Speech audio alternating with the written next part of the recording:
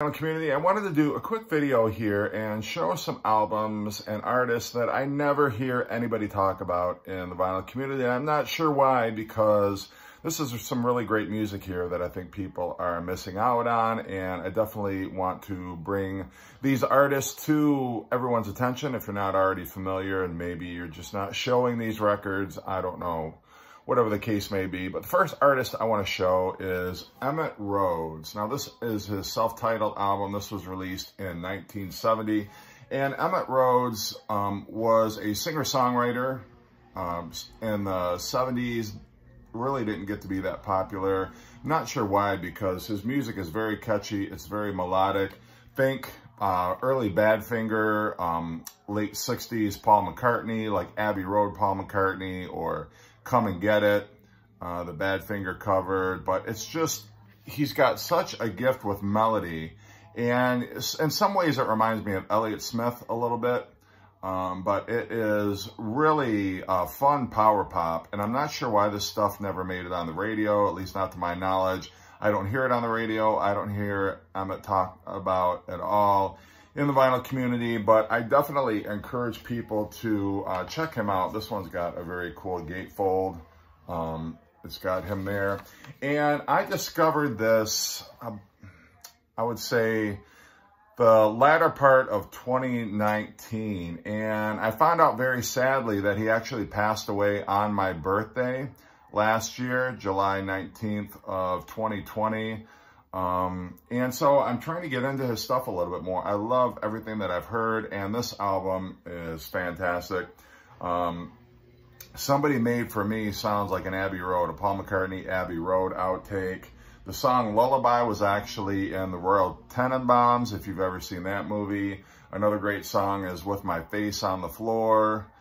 Just great pop sensibilities that he has, and every song is one that will stick in your head, but definitely one to check out. He released this album on the Dunhill label, which I don't remember who else was on the Dunhill label. I think maybe the Mamas and the Papas might have been on the Dunhill label, if I'm not mistaken, but nonetheless, not a label that you see too much. But anyway, Emmett Rhodes, definitely check him out.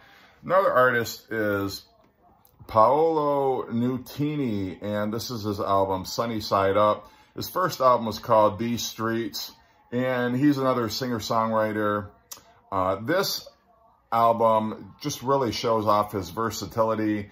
One song, he sounds like Sam Cooke. The next song, he sounds like Bob Marley. The song after that, he sounds like Louis Prima. He's got such a versatility, not only to his voice, but also to the styles of music. He's a great songwriter. This is his second album, and it's so uncommercial. Can't imagine any of the stuff getting played on the radio, but it is a fun album just because it's so stylistically all over the map. He's very talented. I love his voice. He's able to do so much with it. And this album is a lot of fun. I really enjoy popping this on and hearing him bounce from genre to genre. And it's almost like he doesn't care. He knows there's no chance of any of this music getting on the radio, but it still is a lot of fun. Excellent music to listen to. There's somewhat of a old school feel to it.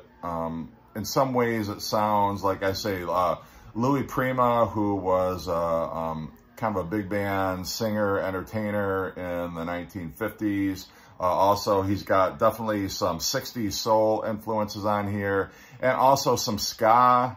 There's some ska / reggae on here. It's just amazing, like I say, the different styles that he uses on this record, and it is so much fun to listen to. The last artist I want to show is David Gray, and this is his album, A New Day at Midnight. This was a follow-up to, I think, his most well-known album, which was White Ladder, but this is a really kind of a moody singer-songwriter, Americana kind of album, but again, he is so gifted with melodies, and some of it sounds a little more organic than others. Some of it he uses a drum machine, but it all works really well. He started out as kind of like a folk musician in the early 2000s, and his style has evolved over time. I'm not sure who I would compare this to necessarily. He's definitely got a unique style all of his own, but definitely worth checking out. And I enjoy listening to this. It's something you can just kind of throw on when maybe like a Sunday morning kind of a listen, sort of like in the way, you know, Ray LaMontagne might be a Sunday morning listen. Got some up-tempo numbers here. And again, I love David Gray's voice. I love his songwriting. He's still putting out albums today. Kind of a young guy still. I don't know. I gotta imagine he's like in his 30s, early 40s, but this is a great album to start out with if you want to check him out. It's a lot of piano-based. He tends to have a lot of piano-based songs, but nonetheless, definitely check him out and check these other artists out. Hopefully, you discover some new music, maybe that you like. Take it from me, or don't take it from me, whatever. But hope you're having a great Memorial Day, and everybody take care.